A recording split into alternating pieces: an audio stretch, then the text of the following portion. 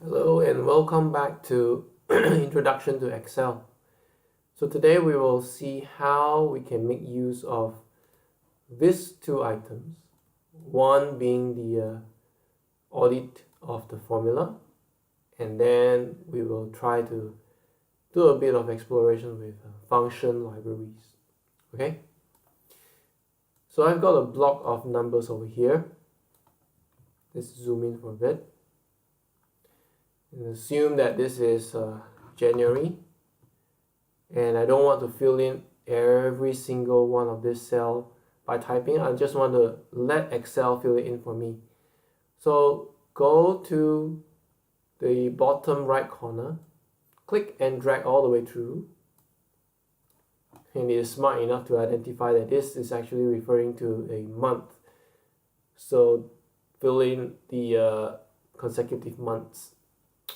So next, person 1. Okay. Click and drop all the way down to the bottom. Okay, remember it's fill series. Make sure you click at the bottom right corner. Right. So I want to see again sum of this whole bunch of numbers. Okay, sum from B2 to H2. Okay, B2 to H2, this range. Click on it and then you see it reflected over here. So once I've done this, I want to come back down. Okay, I want to see the sum by month. Sum by month. Okay, select. Now, if you have clicked and somehow your range doesn't extend to where you want to, you can easily just continue on to press Shift, and you just do a left click. Okay, there you go. B2 to B15. Okay, extend the range that you have. So once I have these two, I can easily just drag all the way through. Drag them all the way through. Drag all the way through here. Okay.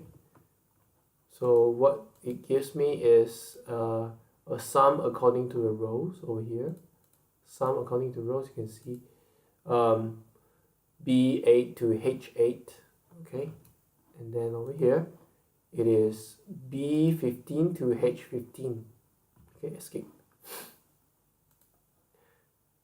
Over here is summing by columns. B2 to B15. B2 to B15 over here. Okay. Right. And same goes to the columns, the other columns. Now, if you want to inspect the columns, inspect the formula, sorry, you can always come to the top ribbon.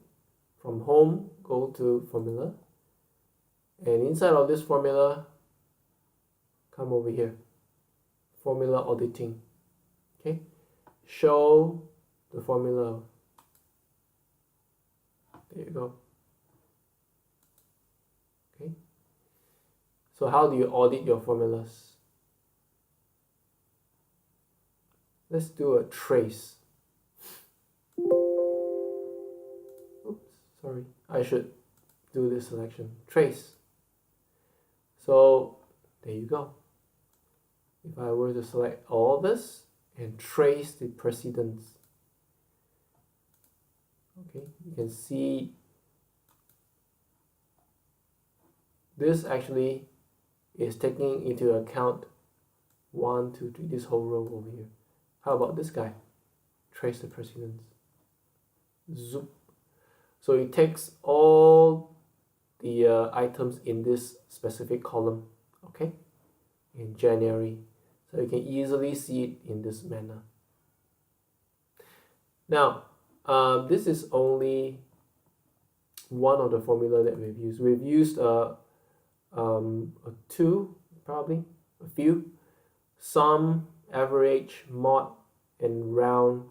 Yeah. Now, how do we explore all the other formulas? There are a lot of formulas built into Excel, and we simply cannot go through each and every single one of them. But one way to explore all these other useful formulas is through this function library. Okay, formula, function library over here, and they are categorized into different groups. Let's just try to explore this, okay? And yeah, let us have a look over here. There's a lot of mathematical formulas, mathematical functions. Assume that we want to have a look at power. Click on power. So the number of say 2 to the power of 3. So 2 to the power of 3 is 8, right? You can easily get the result from here, and you can change this to any other number of your liking. You can choose 4, 16. All right. Well, let's just say I want to turn this into 3. You can get 81, right? So this is one of the use of our function library. This is where we can explore the use of functions. We might not know the parameter that's needed, but you can easily see from there. Say example, I want to make use of it right now. Equals to power 2 to the power of 4. And that gives me 16. Okay. If I change this to 3, like we had just now, is 81. So it tallies. It's just a way for us to explore the use. How can we use it? Yeah. Let's see another one.